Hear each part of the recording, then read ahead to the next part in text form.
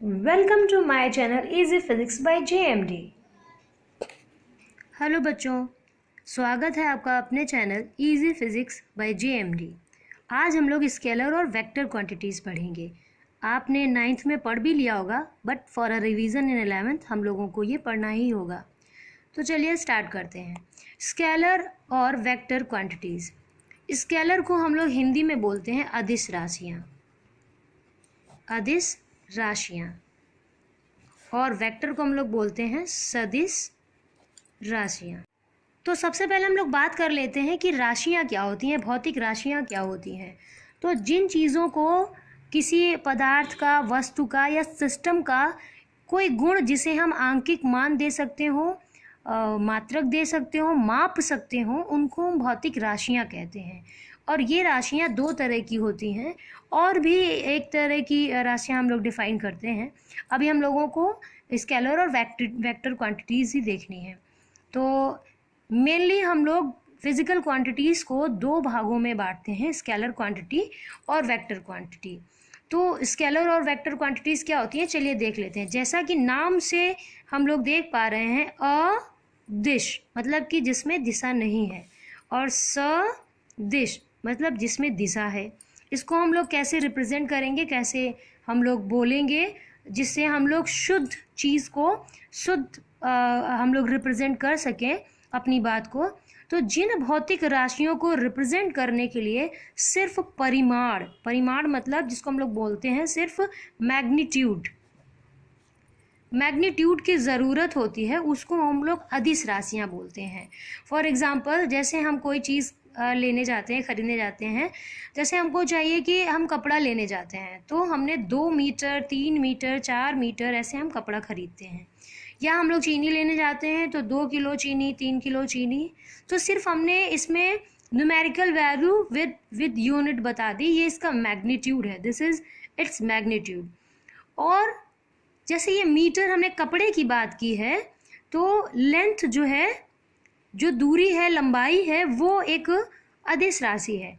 लेकिन मान लेते हैं अगर किसी चीज़ को, इस वस्तु को हमको उठाना है या खिसकाना है, ये एक व्यक्ति है ए और ये व्यक्ति है बी, यहाँ पर एक व्यक्ति बी है। अगर इस वस्तु को हमें ए के पास ले जाना है तो हमको राइट डायरेक्शन में फोर्स लगाना पड़ेगा, और बी के पास पहुँचाना है तो हमको लेफ़्ट डायरेक्शन में फोर्स लगाना पड़ेगा।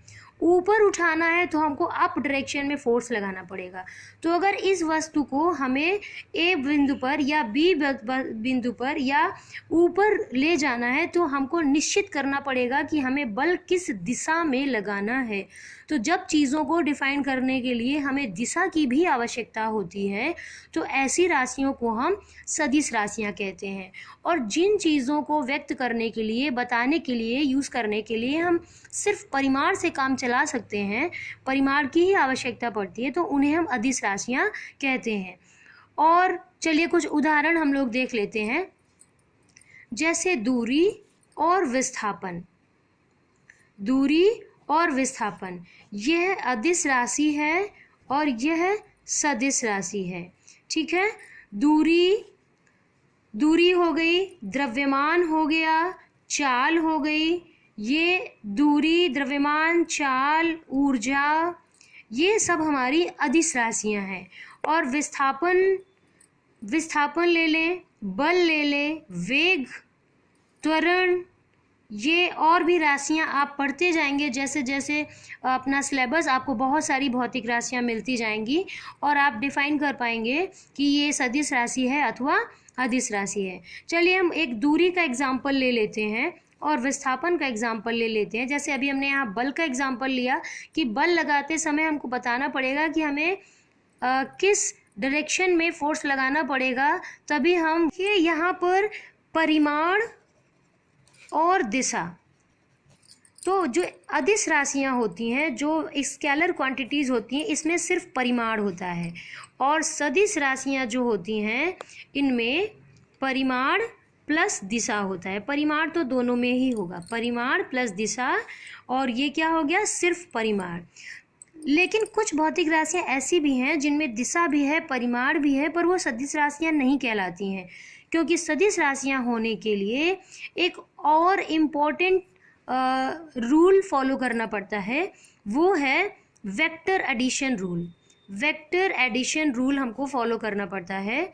ये क्या होता है, जो अदिश राशियां हैं ये सिंपल बीजगणितीय जो सिस्टम होता है, एडिशन, मल्टीप्लिकेशन, सब्सट्रैक्शन, डिवीज़न, ये सिंपल एल्जेब्रिक रूल्स फॉलो करती हैं।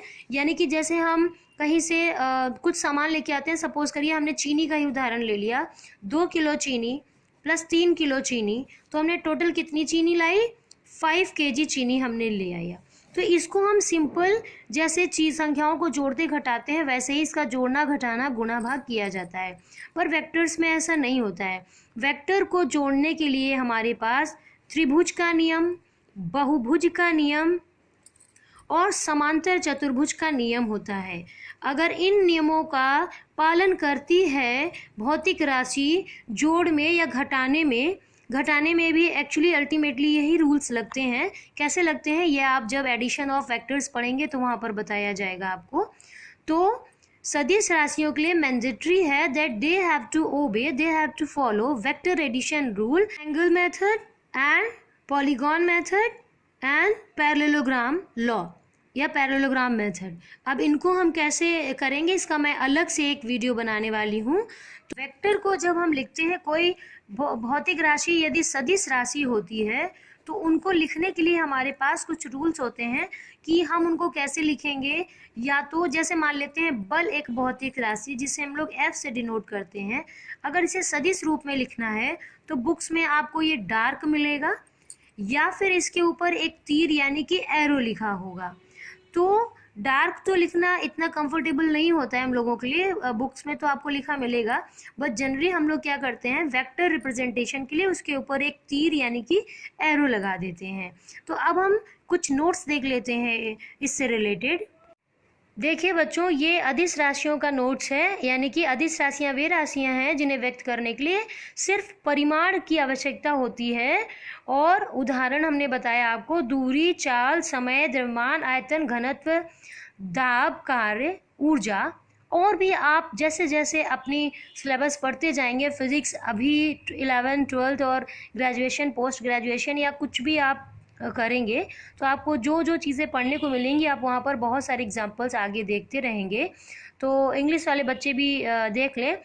Scalar quantities are the quantities which needs only magnitude to represent them, and examples are distance, speed, time, mass, volume, density, pressure, work, energy, power, charge, temperature and electric potential etc. अब हम लोग vector quantities के बारे में बात करते हैं। थोड़ा यहाँ पर देखिए नोट पॉइंट मैंने बना दिया है कि स्केलर क्वांटिटीज़ को जोड़ने के लिए हम सामान्य एल्जेब्रिक रूल्स ही फॉलो करते हैं। अब हम लोग वेक्टर क्वांटिटीज़ का नोट्स देख लेते हैं। सदिश राशियाँ वे राशियाँ होती हैं जिन्हें व्यक्त करने के लिए परिमाण और दिशा की आवश्यकता होती है। साथ ही ऐसी राशियाँ समांतर चतुर्भुज का नियम या त्रिभुज या बहुभुज का नियम फॉलो करती हैं अपने सदिशों के योग के लिए।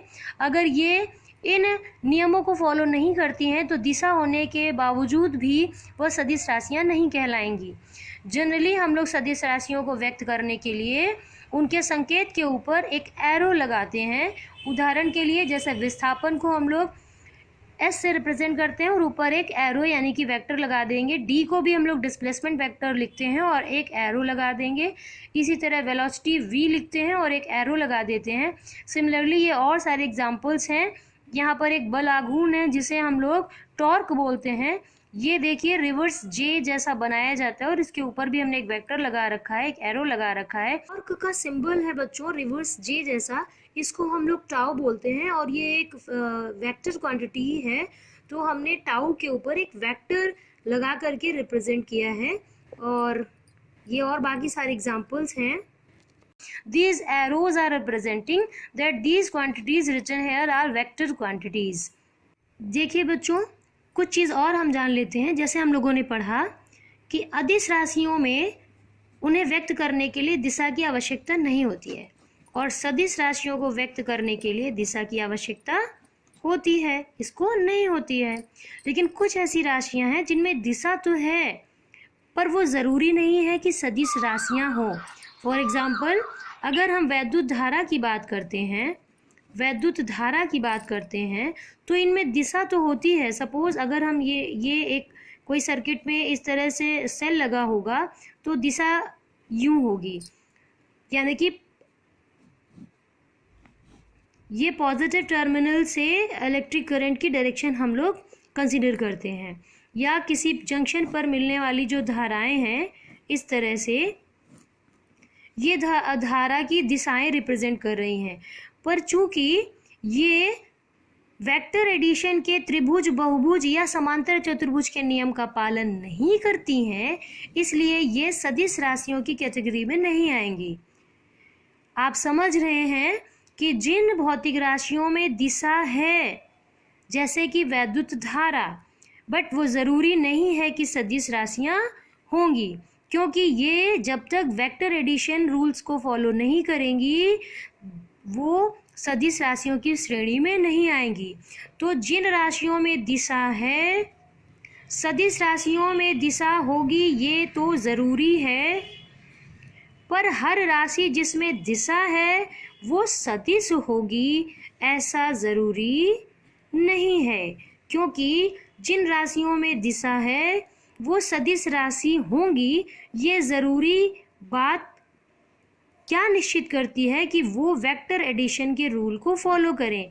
अगर सदिश दिशा वाली कुछ राशियां जैसे वैद्युत धारा और प्रेशर वेक्टर एडिशन रूल को फॉलो नहीं कर रही हैं तो वो सदिश राशियों की श्रेणी में नहीं आएंगी। हम लोग आगे पढ़ेंगे किरचॉफ का प्रथम नियम हम लोग पढ़ेंगे। यहाँ पर देखेंगे, अगर ये 2 एम्पियर करंट है, ये 3 एम्पियर करंट है और यहाँ पर 4 एम्पियर करंट है, तो संधि पर मिलने वाली धाराएं जो होती हैं इनका बीजगणितीय योग अगर करोगे तो यहाँ पर क्या आ जाएगा, संधि पर मिलने वाली धाराएं संधि से होकर जाने वाली धाराओं के बराबर होगा। मतलब ये जो करंट होगी आई जो होगी that will equal to 3 + 2 + 4, that means 3 2 5 और +4 मतलब 9 एम्पियर। तो ये सिंपल बीजगणितीय रूल को फॉलो करती है। लेकिन अगर 2-4 वेक्टर इस तरह से जुड़े होंगे तो इनको बनाने के लिए हमको बहुभुज बनाना पड़ेगा। और बहुभुज कैसे बनाएंगे, कैसे इनका वेक्टर एडिशन होगा, इसके लिए हम आपके लिए वेक्टर एडिशन का एक अलग से वीडियो आपको देंगे। तब तक के लिए आप इतना समझें, जो भौतिक राशियां दिशा होते हुए भी वेक्टर एडिशंस रूल को फॉलो नहीं करती हैं, they are not said to be vector quantities. उनको हम लोग टेंसर क्वांटिटीज़ कह सकते हैं।